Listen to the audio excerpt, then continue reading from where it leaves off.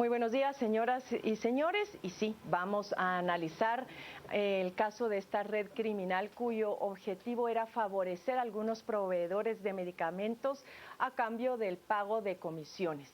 Y para ello nos acompañan el licenciado Eddie Kush, él es abogado de Acción Ciudadana, y el licenciado Edgar Balcells, quien es el delegado del Consejo Superior Universitario de la Universidad de San Carlos ante la Junta Directiva del ICS. Vamos a conversar también con él estas dificultades que ha tenido para tomar posesión finalmente del cargo, porque pareciera ahora que todo se está aclarando. Pero para empezar quisiera conocer sus primeras impresiones sobre el caso. ¿Qué fue lo primero que ustedes pensaron o que quisieran resaltar del mismo una vez se enteraron de esta serie de capturas? Empecemos con el licenciado Kush. Claro, bueno, fue impactante, pues, o sea, después de unas elecciones, ver una noticia como esta fue impactante para nuestra sociedad. El tema de salud es muy sensible, ya habían otros casos, como el caso de Ispisa, que venían dándose y que venían saliendo a la luz. Eh, por lo tanto, es importante para la sociedad. O sea, el tema de salud es uno de los temas que se afecta principalmente a las personas. Es el tema más humano que existe porque de ahí depende La la vida de vida. las personas. Entonces, por ejemplo, para nosotros en Acción Ciudadana que hemos trabajado ese tipo de temas, que hemos recibido bastantes denuncias, que hemos dado seguimiento a varios casos y J. Cohen también ha sido denunciado por Acción Ciudadana en periodos anteriores, pues es gratificante también conocer que sale a la luz este Que tipo de finalmente casos. se empieza a desarticular con base justamente de estas investigaciones realizadas alrededor del caso Ispisa. ¿Y usted, licenciado Balcells? Bueno, yo como lo veo es que es un caso paradigmático junto con la SAT y pareciera que tienen como las mismas, aún siendo entidades que tienen objetivos diferentes, pero las estructuras que operan son muy parecidas.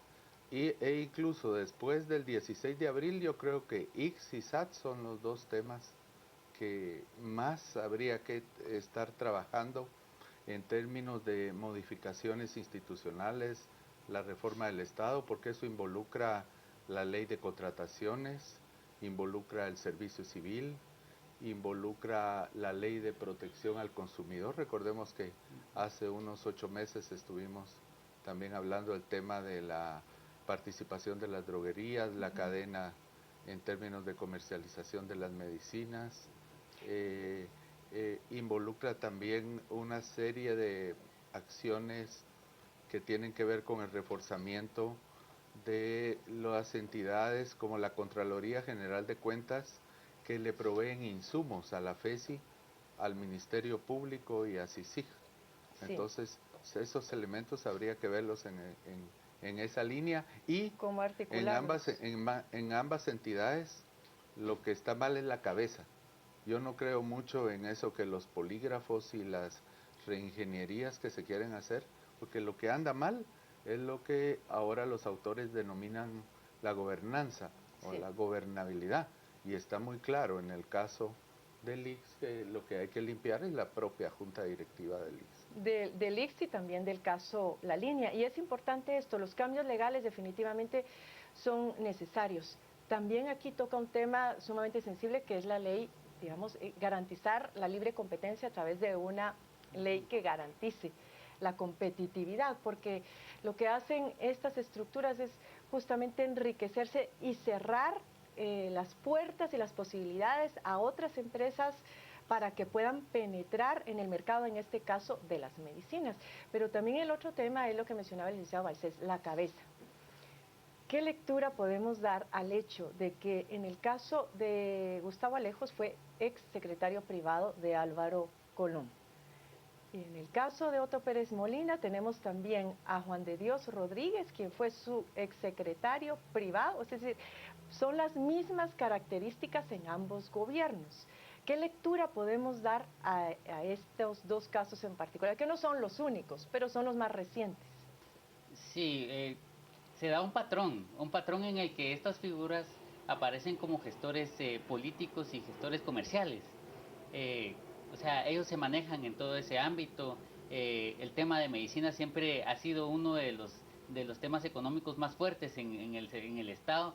La ley de contrataciones lo permite. O sea, todo este tema hay que renovarlo, hay que renovar la ley de contrataciones, el sistema penal también, o sea... Sí, porque también son los controles. La ley puede estar, pero hay que verificar que efectivamente se cumpla y que haya un buen control institucional para ello. Claro, sí, sanciones administrativas que sean fuertes para ellos y también las sanciones penales que sean efectivas. No podemos seguir dependiendo también solamente de la CICIG, o sea, hay que fortalecer instituciones del Estado, la sociedad civil, o sea, desde Acción Ciudadana se han hablado de estos temas desde hace mucho tiempo, se han denunciado, pero hasta ahora que viene una institución como la CICIG, pueden avanzar este tipo de casos, o sea, o sea, consideración nuestra, se debe fortalecer la Fiscalía de Sección contra la Corrupción. En estos casos, licenciado Balcells, y en este caso en particular, ¿cuál es el rol de la Universidad de San Carlos? Usted ha tenido dificultades para tomar posesión del cargo. Cuando uno ve toda esta noticia y este caso, dice, bueno, lógicamente pueden haber ahí algún tipo de movimientos internos ahora en la Junta Directiva del ICS que han impedido su ingreso. ¿Cómo lo interpreta usted? Bueno, en primer lugar, el ambiente en la Universidad de San Carlos y hablando también de esto que le indico de la cabeza, o sea, el Consejo Superior Universitario que está integrado por decanos, por representantes de colegios profesionales y por líderes estudiantiles, vio con mucho cuidado su participación en la Junta Directiva del ICS porque el actual decano de la Facultad de Ciencias Médicas es parte de los 6 implicados en el caso ICS-PISA sobre todo. O sea que lo que está sucediendo ahorita en la Junta Directiva del ICS es una directiva que está diezmada. Recién se han incorporado los 2 representantes del Colegio Médico y el representante suplente de la Universidad de San Carlos, pero la Junta Directiva del ICS estaba operando únicamente con el suplente de Junta Monetaria, quien también es miembro del Consejo Superior Universitario, el licenciado Borrayo, sí, y con las 3 personas que han venido manejando en estos últimos meses el funcionamiento del ICS, que es el presidente de la Junta Directiva, el licenciado Carlos Contreras, el señor Fernando Rivera Gallardo, que es representante del CACIF, y el representante de los trabajadores, el señor Lax. O sea, 3 gentes que han venido manejando y jalando una serie de cuestiones, pero el problema es que incluso a veces no se reunían por falta de quórum, y no hay día que no salga en la prensa algún reportaje de los grandes problemas que tienen las unidades descentralizadas del ICS, no solo y que no se sabe en Ciudad de Guatemala. Y pareciera ellos ser que como que la Junta Directiva hace las del avestruz, porque incluso la agenda del día de mañana no tiene nada de estos temas. Ahorita lo que se habla es de modificar la lista de medicamentos. Habría que ver qué está pasando en esas unidades, porque hospitalarias descentralizadas, porque aquí se habla de los jefes, por ejemplo, la unidad hospitalaria Juan José Arévalo, o sea, son ese grupo de empleados o colaboradores medios, sí, muchos de ellos médicos. Entonces, este es un tema que involucra mucho al colegio médico y algo que no se ha hablado, los farmacéuticos. Fíjense que en la campaña de Hillary Clinton, ahora, Hillary Clinton ha arremetido, pero claramente contra lo que se llama Big Pharma en los Estados Unidos y contra todo ese ambiente de los y es importante visibilizarlo, como bien usted dice, porque cuando pensamos, y usted mencionaba las cabezas, lógicamente ayer ya se señalaba al expresidente Colom, al expresidente Otto Pérez, ambos exsecretarios privados, pero luego el rol de la Junta Directiva es fundamental. Entonces hay que analizar en este caso el rol de la Universidad de San Carlos, porque precisamente ahí también sería necesario poder impulsar procesos profundos también de fiscalización, de control y de depuración en muchos de sus procesos, en los mismos representantes empresariales y poder hacer una autoevaluación de cuál ha sido su rol ante la Junta Directiva, los representantes sindicales, pero también todos esos funcionarios medios que usted bien mencionaba, que ayer la FESI mencionaba, por ejemplo, los proveedores, los operadores, los funcionarios periféricos y los funcionarios centrales, y todos con un rol fundamental, Los periféricos, los encargados de poder hacer Ya ese la listado de operativa. medicamentos que iban a ser necesarios para el ICS. Y entonces aquí venía este proceso de influencia, mira, meteme en ese listado, y los médicos recetando algunas veces medicinas que posiblemente sabían de antemano que no iban a significar la cura para el paciente, pero les representaba a ellos el pago de una comisión. Ahora bien, yo me pregunto, esta pregunta es para ambos. Fíjense que cuando uno va también, estamos hablando específicamente del caso del ICS, pero cuando uno va a los servicios privados también de salud, a una clínica privada, es muy frecuente que a veces uno va con sus exámenes ya de laboratorio y los médicos le dicen, ah, no, no, no, ¿estos de dónde son? No, yo preferiría que se los haga en tal laboratorio. Uno automáticamente piensa, como paciente, bueno, está ganando una comisión. O cuando le recetan determinados medicamentos, podría estar pasando lo mismo. ¿Qué relación podría haber entre esto que vimos ahora en el ICS y si no sería también parte de una investigación lo que sucede en términos de los servicios privados de salud, licenciado Kush?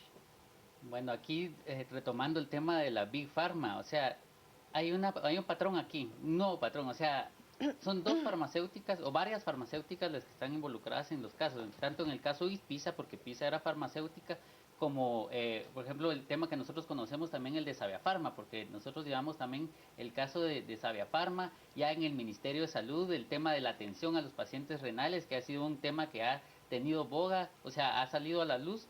El tema de las farmacéuticas Es que es central y es ha estado central. descuidado, como bien decía el licenciado Balcells. Claro, sí, porque ellos ya han manejado, digamos, una estructura de tráfico de influencias, una estructura de prestación de servicios y de compra y venta de medicamentos. Por ejemplo, Savia Pharma es una farmacéutica que ahora también se dedica a prestar servicios de salud cuando en su patente de comercio no aparece ese tipo de servicios. O sea, ellos han, digamos, mutado, están mutando en ese sentido ya a la prestación de servicios de salud y igual la calidad, o sea, se va a manifestar en lo público como en lo privado, o sea, esas relaciones entre los doctores, entre los visitadores médicos, Exactamente, los entre los doctores. laboratorios y todo este tipo de servicios. Entonces, ese es el tema. También el tema de las farmacéuticas debe tener y las personas deben denunciar ese tipo de casos.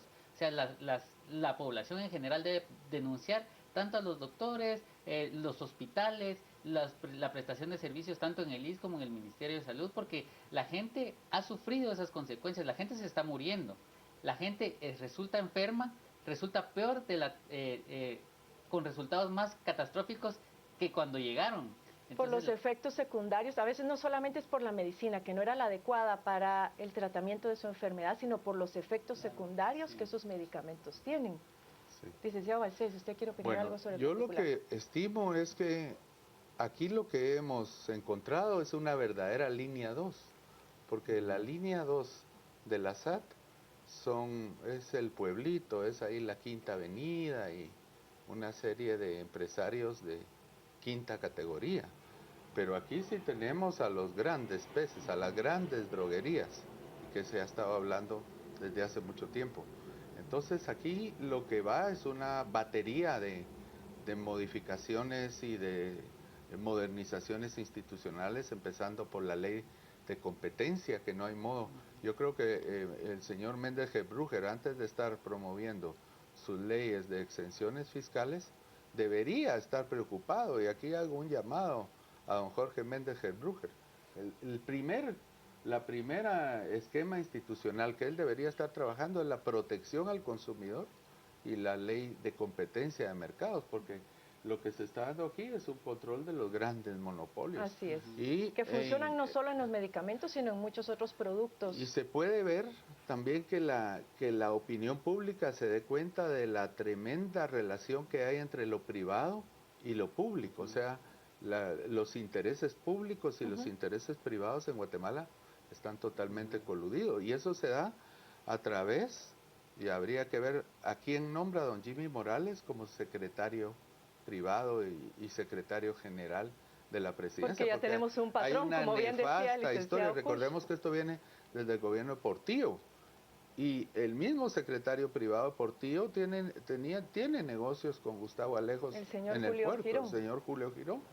Entonces, esto es una secuela de secretarios privados que manejan muy poco el tema de la administración pública ese es Pero ese si se también hiciera- autoexamen de cada uno de los sectores que están representados en la Junta Directiva. Sí. Y aquí quiero volver al caso del señor Carlos Contreras.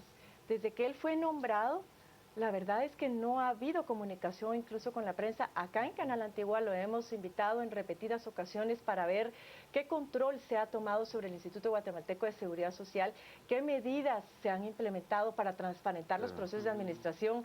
Pero Y sí, ha mire, sido una negativa constante. él está tan escondido que pone a la señora Dubón, que también es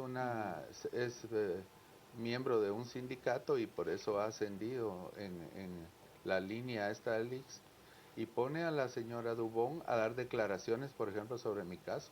No hay nadie en la junta directiva del IX, y hay un tema muy cuestionado que saca ayer mi colega Eduardo Velázquez de la participación de este médico César Lambur, que habiendo finalizado y no habiendo presentado incluso su renuncia como delegado de la Universidad de San Carlos, lo pasan en una reunión sin ningún prerequisito y hacen un remedio de elección.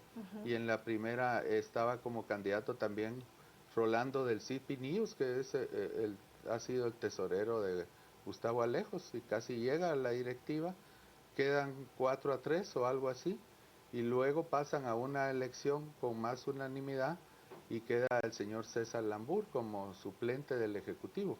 Y ahora la oficina de la Presidencia de la República está indicando que va a remover a ese funcionario porque fue una elección Situación totalmente anómala, pero anómala. hasta ese nivel. Ahora lo que extraña es esa asociación entre el representante de CACIF y de los trabajadores que andan totalmente coaligados ahí y coludidos ahí.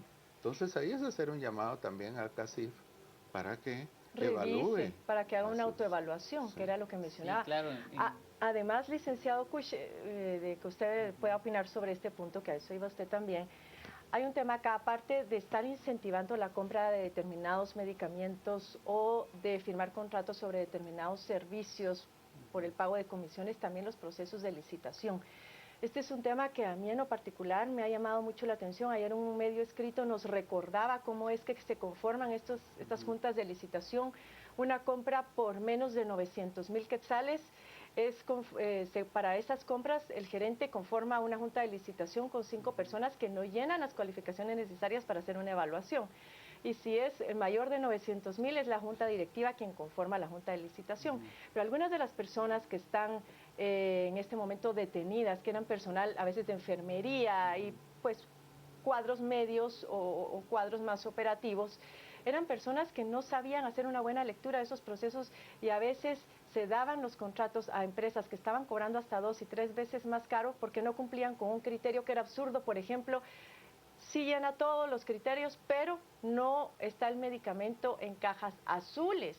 Es que eso es ridículo, o porque tenían que poner el monto total en letras, 1,000,000 de quetzales, y si alguien ponía exactos, por la palabra exactos ya no calificaba. Entonces era forzar a dar esos contratos a otras empresas que duplicaban o triplicaban los precios.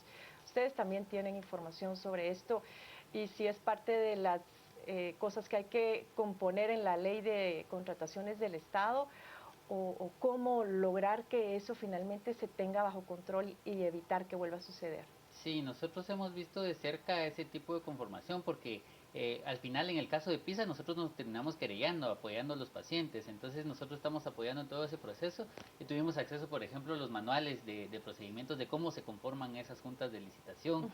En realidad, eso... Pero esos manuales de procedimiento quedan a discreción de la junta directiva. Sí, son internos, son acuerdos administrativos.